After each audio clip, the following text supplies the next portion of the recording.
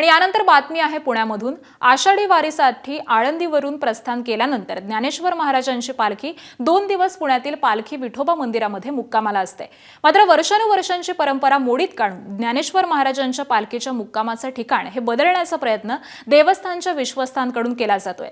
मागील वर्षी मंदिरामध्ये मुक्कामी असताना ही पालखी आळंदी देवस्थानचे एक विश्वस्त आणि पालखी विठोबा मंदिराचे विश्वस्त यांच्यामध्ये झालेल्या वादामुळे पालखीच्या मुक्कामाचे ठिकाण हे बदललं जात असल्याचं बोललं जात आहे। मात्र आळंदी देवस्थानच्या विश्वस्तांकडून पालखी विठोबा मंदिर आणि परिसराची जागा ही गर्दीसाठी कमी पडत असल्याचं कारण दिलंय।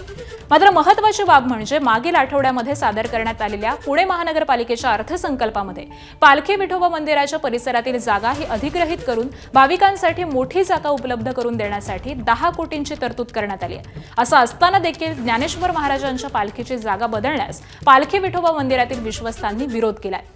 याबाबत आळंदी देवस्थानचे विश्वस्त आज चर्चा करण्यासाठी पुण्याच्या जिल्हाधिकाऱ्यांची दुपारी 3 वाजता भेट घेणार आहेत। पुण्यातील SP कॉलेजच्या मैदानावरती पालखीचा मुक्काम आयोजित करण्याची चाचपणी ही सध्या सुरू असल्याचं बोललं जात आहे।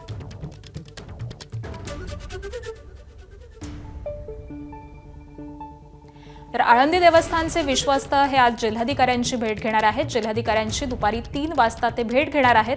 पुण्यातील SP कॉलेजच्या मैदानावरती आता पालखीचा मुक्काम असणार का हे देखील पाहणं महत्त्वाचं असेल।